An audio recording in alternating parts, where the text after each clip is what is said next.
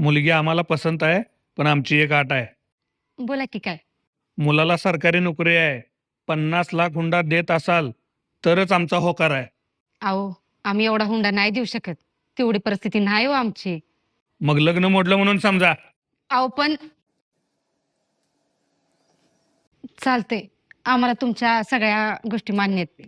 आम्ही हुंडा द्यायला तयार आहे. अहो, जेवलात का? जेवलो की. तू जेवलीस का? होय.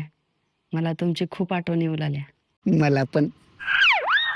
हॅलो, आपलं लग्न नाही होऊ शकत. का? 50 लाख रुपये नाहीत आमच्याकडे हुंडा द्यायला. कुणाला पाहिजे 50 लाख? मला फक्त तू पाहिजे. आता माझं लग्न होणार तर फक्त तुझ्याशीच होणार. हुंडा पाहिजे म्हणाला हुंडा. आला मोठा शहाणा. दादा